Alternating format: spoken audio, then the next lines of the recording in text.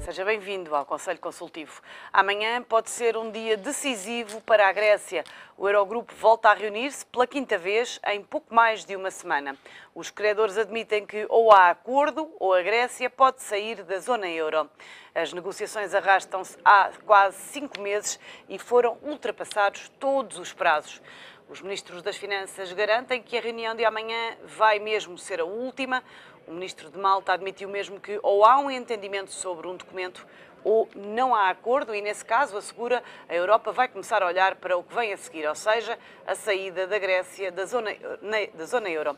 No entanto, fonte comunitária disse ao Económico que houve quem também criticasse as propostas da Troika. Na terça-feira termina a extensão do resgate à Grécia. No mesmo dia, Atenas tem de pagar 1.600 milhões de euros ao FMI, mas a instituição já desvalorizou um possível incumprimento, até porque as regras internas permitem alguma tolerância. É um dos temas em análise neste Conselho Consultivo pelos comentadores do ETV, António Gaspar, Mário Caldeira Dias e Rogério Fernandes Ferreira. Bom dia a todos e muito obrigada pela vossa presença neste Conselho Consultivo. Rogério Fernandes Ferreira, acredita que amanhã vai mesmo ser a última reunião para falar da Grécia? Não é um problema de acreditar. Eu espero que assim aconteça. Acho que estamos a jogar neste momento um jogo bastante perigoso, eu diria, quer para a Grécia, mas também para a Europa. E, portanto, era muito bom que, de facto, houvesse aqui o bom senso de ambas as partes para se chegar a um acordo muito rapidamente.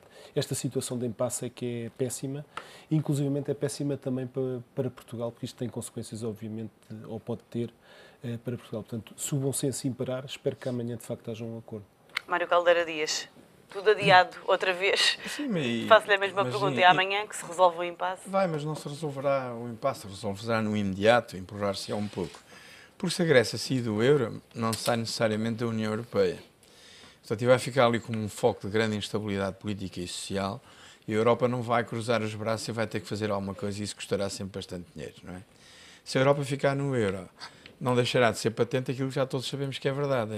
A Grécia não tem um nível de produto económico e um nível de coleta fiscal suficiente para sustentar as suas despesas públicas, não é? Que não existem.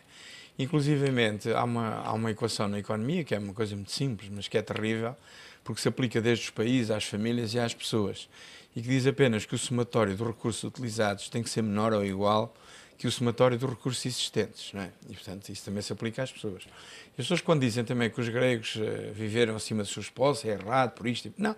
Desde que um país viva permanentemente com déficit, está a viver acima das suas posses. Houve uns que gastaram mais que os outros. Está bem, é certo. Mas também é certo que o dinheiro não fica preso num sítio. As pessoas, à conta disso, também compraram carros, compraram casas, tiveram empregos que, no fundo, não existiriam se não fosse esse excesso de dívida. E quando chega a um ponto extremo, como é agora, só há duas soluções. Ou a Grécia adapta a sua despesa aos custos que tem, ou então encontra alguém que esteja disponível para dar dinheiro, ou então que esteja disposto a sustentá-los nessa perspectiva. Portanto, e é isso que vai um pouco. Os povos também não são completamente inocentes. Quem é que votam as pessoas? Votam naquelas pessoas que lhes prometem benesses, que lhes prometem, por exemplo, agora, foram atrás de um Syriza porque prometeu o fim da austeridade. Como se o fim da austeridade fosse uma alternativa. Não é. E agora vai acontecer exatamente o contrário. A alternativa mais não é entre a avaliar pelas propostas. Claro, não é entre austeridade e não austeridade. Pode ser, por exemplo, entre a austeridade e a bancarrota. E as pessoas vão verificar que na bancarrota, pelo menos durante alguns anos, vão viver muito pior do que se estivessem em austeridade. E é isso que vão verificar. Portanto, as pessoas também vão atrás destas ilusões. Nós mesmo em Portugal chegamos a votar em políticos corruptos e presos, quer dizer. Portanto, as pessoas têm os líderes que merecem. Mas a verdade é que também António Costa, quando o Syriza venceu, enalteceu esta vitória, disse que seria uma política a seguir. E agora já mudou um bocadinho o devia discurso. ter pensado duas vezes antes de dizer isso, não é? Até porque o Syriza, de facto, a Europa tem razão na perspectiva da vacina. Quer dizer, é impossível a Europa conviver com 1, 2 ou 3 ou 4 Syrizas. Como se vê, isto provoca um desgaste, que é absolutamente gerir um todo como é a Europa, um todo coletivo, um todo em que vale a pena apostar, porque é um sonho europeu. As pessoas pegaram em soberanias próprias e de livre vontade, entregaram num projeto coletivo de paz, de progresso, de crescimento económico, embora haja algumas provações, nós sabemos, e a Europa não consegue conviver com não sei quantos Syrizas que possam por aí aparecer, é impossível. António Gaspar, percebe este revés? Tivemos um início de semana com muito otimismo, de que as coisas se iriam resolver e nos 2 últimos dias já tivemos 2 recuos. Olá, Sandra Maria. A Grécia está a jogar um jogo duplo, portanto, do lado político e do lado financeiro, do lado económico, não é? E baseia-se, digamos, esse jogo naquela velha máxima que nós aprendemos, enfim, quando entramos para a banca, de que se deves 100, o problema é teu, se deves 1 milhão, o problema é do banco. Ou seja, eles tentam fazer perceber, digamos, esta questão, que o problema é dos credores. Porque os credores é que têm milhões e milhões e milhões de lá de lá. Aliás, os bancos, como nós sabemos, os bancos franceses, os bancos alemães, tiveram muitos milhões de lá de lá, já não têm, porque, entretanto, as tranches que têm sido emprestadas à Grécia vão, mas vêm logo para Frankfurt e para Paris. Portanto, neste momento, a banca francesa e a banca alemã está praticamente já a salvo. Ainda há lá alguns milhões, mas nada com aquilo que se parecia antigamente. Mas há aqui também uma situação que é muito importante e que eu vejo muito pouca gente falar nela, que é o seguinte. Nos últimos dias, nas últimas semanas e nos últimos dias, o Banco Central Europeu tem tentado injetar liquidez no Banco Central grego. Ora bem, para mim, é mais grave essa situação de incumprimento dos gregos de pagamento ao Banco Central Europeu do que propriamente o pagamento a todos os credores. Já temos o Bundesbank a queixar-se. Não é só, quer dizer, e os outros não se queixam, mas estão a perceber a realidade da situação, porque, repare, se houver um final do programa, até o final do programa, até dia 30, não haja uma situação clara para a Grécia, automaticamente o Banco Central Europeu não pode, até por, digamos, por os estatutos do Banco Central Europeu, não pode emprestar mais dinheiro ao Banco Central da Grécia. Mas tem sido todos os dias. Não, mas agora pode ser, até acabar o programa, não é? Portanto, mas quando o programa acabar, se não houver uma nova, digamos, um novo entendimento, o Banco Central Europeu, pura e simplesmente, de acordo com os seus estatutos, não pode emprestar mais dinheiro ao Banco Central grego. Portanto, não havendo dinheiro no Banco Central grego, não há disponibilidade de liquidez para a banca, e veja-se o que tem acontecido, a corrida, digamos, aos levantamentos e aos depósitos nos bancos comerciais da Grécia. Que será agravada ainda mais. Não, depois daquilo, digamos, vai criar uma rebelião porque as pessoas querem o seu dinheiro, mas os bancos comerciais não têm, porque está no crédito, não é? Porque, vamos lá ver, os bancos fazem um papel de intermediação entre o crédito entre os depósitos que recebem dos seus clientes e a aplicação em crédito. E o que é que acontece? Acontece aqui o risco de liquidez. Ou seja, não é um risco, digamos, de incumprimento, mas é um risco de liquidez, em que os depositantes, de uma vez em grande escala, vêm querer os seus depósitos e, como o banco tem emprestado em crédito, não conseguem emprestar. Portanto, há aqui um conjunto de situações, e mais ainda uma outra situação que eu gostava de referenciar, que é a seguinte. A Grécia representa 2% do PIB da União Europeia. Se a União Europeia não é capaz de resolver um problema de um pequeno país que representa 2% do PIB, imaginamos nós, no caso se fosse a Espanha, por exemplo. Caía, digamos, o euro e caía, se calhar, a União Europeia, não sei, quer dizer, eu imagino o que não poderia acontecer. Portanto, eu acho que esta situação, para mim, já se prolonga há muito tempo, já devia ter sido encontrada uma solução. Se calhar há uma flexibilização mais por parte das entidades, sobretudo o Conselho Europeu, Comissão Europeia, Banco Central Europeu e, enfim, o Parlamento Europeu. Já se devia ter encontrado uma solução. E não vejo como é que estas pessoas todas a pensar, tantos presidentes de tantas instituições a pensarem, não chegaram ainda a um acordo, a uma situação para resolver este problema de um país que representa só 2% do PIB europeu. E essa é uma das grandes questões que se colocam, porque o Syriza e o primeiro-ministro grego diz que fez aquilo que tinha a fazer, que ultrapassou algumas das linhas vermelhas. Porque é que este impasse não se resolve, na sua opinião? É cada um a tentar salvar a sua face? Repare, neste momento as posições são relativamente antagónicas. De facto, o governo Syriza, que está a negociar com as instituições credoras, entende que há medidas que mais austeridade, de facto, não alinha, de facto, em mais austeridade e, portanto, apresenta propostas que estão muito mais ao nível do aumento dos impostos e das receitas do que ao nível da contenção das despesas. Do lado das instituições europeias, passa-se exatamente ao contrário. E o que é um facto, e nisso julgo que as instituições criadoras têm razão, a Grécia não tem uma máquina administrativa fiscal que permita cobrar as receitas que provavelmente se resultariam das propostas do governo. E, por outro lado, a austeridade que querem as instituições europeias está muito mais ao nível das despesas do que ao nível das receitas. Neste particular, de facto, Portugal fez aqui um pouco, e fazendo a comparação, um pouco o trabalho de casa, quer dizer, a economia paralela tem vindo a diminuir, mercê de uma série de mecanismos que foram sendo criados, nomeadamente esta questão da e-fatura, são coisas que, de facto, na Grécia não existem. E, de facto, todos estes problemas têm também a ver com esta falta de capacidade da máquina administrativa grega para cobrar receitas. Portanto, quando, de um lado, temos, temos as instituições europeias a querer austeridade e contenção e reformas estruturais ao nível das despesas, temos, por outro lado, o governo Syriza a entender que esse não é o caminho e, portanto, a sugerir aumentos das receitas. E mesmo assim, não em todas, como se sabe, também se está lá a discutir a questão do IVA na restauração, saber se aumenta para a taxa normal ou não. Portanto, são este tipo de problemas e é neste tipo de questões que, de facto, não se entra em acordo. É o caso das pensões. De um lado temos o governo de Syriza a não querer tocar nas pensões e do lado das instituições criadoras, de facto, com o entendimento de que as reformas devem começar por aí. Aliás, diz-se que vários setores empresariais gregos têm contactos privilegiados junto do FMI e que foram mesmo esses grupos que pressionaram devido à elevada carga fiscal de que se estava aqui a falar. Pode ser, eu não acredito que os grupos... Quer dizer, de facto, os gregos podem ter algumas empresas importantes na área dos transportes marítimos, eventualmente na área do turismo, que é de facto a parte da economia que funciona, mas não acredito que eles tivessem assim tanto poder capaz de pressionar o próprio Fundo Monetário Internacional. Eu julgo que a questão é outra. Por um lado, o Fundo Monetário Internacional é composto, quando a Merkel teve a ideia de introduzir o Fundo Monetário Internacional nas discussões, terá feito aquilo também para introduzir uma linha que extravasasse os problemas apenas dos compromissos europeus, da necessidade de compromissos europeus. E nesse aspecto podia ter alguma razão. Só que o Fundo Monetário Internacional é constituído por a generalidade dos países do mundo, não é? Onde estão países pobres, onde estão países emergentes, onde estão países com dificuldades económicas muito grandes e com grande escassez de recursos. E que olham para um Fundo Monetário a enterrar recursos na Europa, que apesar de tudo tem um rendimento per capita que ainda agora é igual ao nosso, tem reformas e salário mínimo superiores ao nosso, e tudo isso. E olharem do ponto de vista do Conselho de Administração do Fundo Monetário para uma instituição a enterrar esse tipo de recursos numa zona rica do mundo, porque nós temos e é natural que nós fazemos uma avaliação relativa das coisas, não é? Mas em termos de avaliação absoluta, há certamente a grande parte ou quase totalidade da humanidade vive muito pior do que vivem os gregos ou os portugueses hoje. Portanto, esse é um problema. O outro é aquilo também que o Rogério estava a dizer, que o problema da coleta através da diminuição da despesa é certo, não é? É a despesa que se ia fazer e não se faz, logo os recursos ficam disponíveis para outra coisa.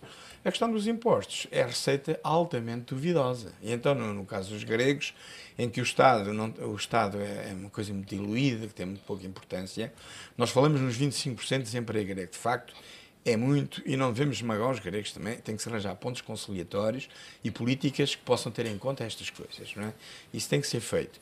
Mas o que é certo é que a economia clandestina também é muito grande, e o facto das pessoas não pagarem impostos, não estarem sequer habituadas a pagar impostos, e ao que parece cada vez pagam menos impostos, não assegura nenhuma relação entre estas propostas e a realidade económica. E, portanto, o que o Fundo Monetário está a fazer é simplesmente trocar corte de despesa com receita certa por aumento de impostos com receita incerta. É apenas isso. António Gaspar há pouco dizia que a Europa não estava a saber lidar com o caso da Grécia. Enfim, como é que acha que tem sido a posição da Alemanha e também a posição de Portugal? Não vai haver uma coisa, quer dizer, a posição da Alemanha e a posição de Portugal são posições típicas de países diferentes, não é? E também têm sido países diferentes. Portugal tenta, sobretudo, não ligar-se à Grécia, portanto dizer nós somos diferentes da Grécia. Aliás, a nossa atitude comportamental tem sido, efetivamente, diferente da Grécia, o que não quer dizer que, no caso da Grécia cair, nós não possamos ter problemas, que acho que ninguém sabe, portanto é um vazio, uma situação cinzenta que ninguém sabe o que é que acontece quando sair algum membro do Eurogrupo.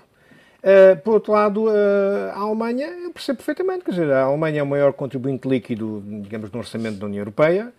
A Alemanha sempre se opôs a certas determinadas políticas do Banco Central Europeu, que ultimamente, desde que o Mário Draghi foi para lá, ele conseguiu efetivamente tornar o Banco Central Europeu no verdadeiro Banco Central, contrariando aquilo que era a visão da Sra. Merkel e do próprio, digamos, governador do Banco Central do Deutsche Bank, do Banco Central Alemão. E tenta, naturalmente, aqui uma posição de equilíbrio, mas daquele equilíbrio do eixo centro da Europa. Portanto, não permitir que certas determinadas situações... Repare, isto é como, digamos, um devedor qualquer, em qualquer parte do mundo e em qualquer situação. O devedor não é que seja submisso perante o credor e que faça tudo aquilo que o credor quer. Agora, o devedor tem que mostrar nas negociações que está a ter com o credor para pagar, digamos, e se quer efetivamente solver e tiver de boa fé para solver a sua dívida, tem que mostrar, primeiro, não pode mostrar arrogância. Não pode dizer que há de ser como eu quero e não como vocês querem. Quer dizer, há aqui um conjunto de coisas. Se calhar, a meu ver, por alguma, digamos, uma falta de destreza da parte, digamos, dos governantes e falta de experiência também desses governantes da Grécia, mas isso tem acontecido. É evidente, perante estas situações, e quem manda na Europa há muito tempo, nós sabemos quem é a Alemanha. A Alemanha tem posto travão, tem posto não só travões, mas tem, digamos, mostrado cartões quer amarelos e alaranjados a dizer que as coisas não podem ser assim. Portanto, eu aí não vejo mal ao mundo por isso acontecer. Agora, eu volto aqui a sublinhar, eu acho é que há digamos, uma deficiente preparação em termos de toda a Europa, não só do Eurogrupo, mas da Europa a 28, de que estas situações deviam de ter sido há muito tempo resolvidas, esta situação da Grécia concretamente, e que essas instituições deviam estar preparadas, deviam ter técnicos, deviam ter pessoas capazes de, politicamente e financeiramente, em termos da dívida, ter encontrado um caminho já para uma solução. E nós não podemos esquecer também de outra coisa, que a Grécia já está a ser beneficiada, por exemplo, a nível de taxas de juros. As taxas de juros que a Grécia paga são a nível de Euribor a 3 meses ou 6 meses, um 0, qualquer coisa, que não tem nada a ver com o esforço que nos é pedido a nós e à Irlanda também, em termos do pagamento da dívida que foi contraída. Portanto, já foi feito um perdão, como todos nós sabemos, à Grécia de milhões de euros. Portanto, também não acredito, eu pessoalmente não acredito, que uma dívida de 182% ou 184% de dívida pública sobre o PIB seja de facto, no caso da Grécia, seja de facto pagável exatamente como está. Portanto, tudo isso são situações que a Grécia devia ter em linha de conta e não devia vir para as conversações, a meu ver, com uma postura agressiva e com uma postura, no final de contas, não de devedores, mas de uma postura de credores. Bom, para já há esforços. Sabemos agora pela Reuters que Alexis Tsipras está reunido com Angela Merkel e François Hollande. Olhamos também para Portugal. Está assinado o contrato de promessa de compra e venda da TAP. Acredita que este negócio pode ter luz verde de Bruxelas? Bom, eu acho que, infelizmente, a história da TAP nos últimos 40 anos demonstra que provavelmente esta é a decisão certa. Quer dizer, 1.000 milhões de dívida assumidas ao final destes anos, provavelmente não havia outra solução. E o que é certo é que também, felizmente, as regras da concorrência não permitem mais injeções de capital por parte do Estado. E, portanto, sendo assim, espero aqui mais uma vez que haja alguma sorte para que tudo resulte como efetivamente está previsto. Portanto, espero também, nesse particular, que Bruxelas dê luz verde para a operação. Mário Caldeira Dias, partilha desta opinião? Não, é provável que sim, é provável que dê. E o que é certo também é que houve aí duas correntes que vieram agora por mais coisas em cima da mesa. Uma delas foi que a TAP foi vendida por 10 milhões e houve uma ampla divulgação deste facto. Não é? Isso não é intelectualmente muito sério, porque toda a gente sabe que a dívida faz parte do preço da venda, quer dizer, porque alguém tem que pagar a dívida. É claro que o Estado pode ajudar a negociá-la, mas não deve interferir, nem deve segurar essa dívida, que é dos particulares. Não é? A outra tese é que, afinal, a Europa não é assim tão rígida e, em certas situações, e passados 10 anos, permite novamente a injeção de capital na empresa.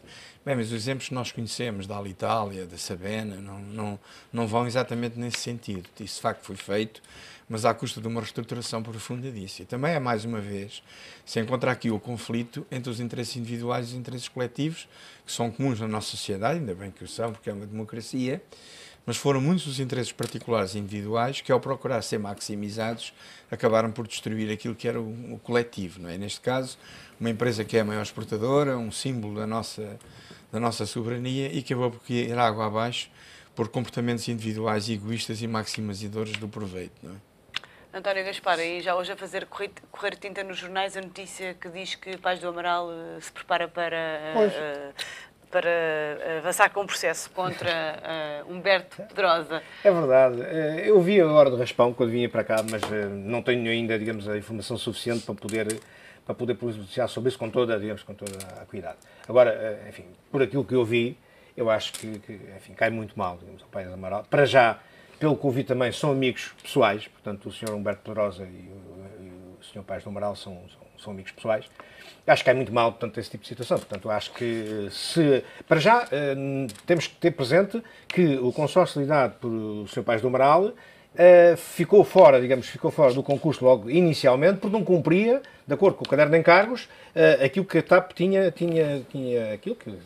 aquilo que o Governo, o Ministério da Economia, tinha estipulado para concorrer. Portanto, a partir daí, se ficou fora por não cumprir o caderno de encargos, não tem nada que vir agora dizer que é falta de confiança, porque é má fé, ou porque é o que quer que seja, não é? E depois, quer dizer, acho que cai muito mal dois empresários portugueses, muito conhecidos e importantes no meio empresarial português, virem, dois não, quer dizer, um, porque o Sr. Humberto Pedrosa, que eu saiba, não disse nada até agora, mas o engenheiro Paes do Amaral vir dizer uma coisa dessas, quer dizer, cai muito mal a ele e cai muito mal no mundo dos negócios em Portugal. Portanto, eu acho que essas situações, se acaso, portanto, ele se sente lesado e se quer levar as coisas para a frente, primeiro tinha que falar, uma vez que são amigos pessoais, falar com o Sr. Humberto Pedrosa. Se não chegassem a um acordo, então as coisas iam, enfim, para o tribunal, para o que ele quisesse, mas longe dos holofotes, quer dizer, dos jornais e das televisões. Não, acho isso muito mal, acho de muito mau gosto e acho que não é, enfim, a formação que eu penso que o engenheiro Paes do Amaral tem, que pelo menos é visível aí, digamos, nas aparições públicas que ele tem, não está em consonância e não está em linha esse tipo de atitude comportamental com aquilo que ele parece ser em termos de cidadania e do porte que ele tem relativamente a um conjunto de situações, não é? Rogério Fernandes Ferreira, sobre as propostas do consórcio, Humberto Pedrosa dizia que vieram para ficar e para investir. São boas notícias? Eu acho que sim, de facto, a TAP, sendo uma companhia de bandeira e mantendo-se, pelo menos durante um período de 10 anos, que é o que está de facto contratado, é absolutamente fundamental. A indústria turística do país é a maior indústria portuguesa, representa à volta de 12% do PIB, portanto acho que faz sentido efetivamente que essas afirmações, num momento crucial como este, sejam efetivamente ditas por um português, que também é esse aspecto interessante de ver. Já David Milman dizia no dia da assinatura do contrato de promessa de compra e venda, assumia compromissos de crescimento e investimento, de expansão para Estados Unidos e Brasil, novas aeronaves e falou também aqui em tratar bem as pessoas e estabilidade laboral. É importante que haja isso e, sobretudo, é uma incógnita saber, embora haja muita coisa que tenha mudado agora nesta última fase, como é que vai ser a relação com o sindicato dos pilotos.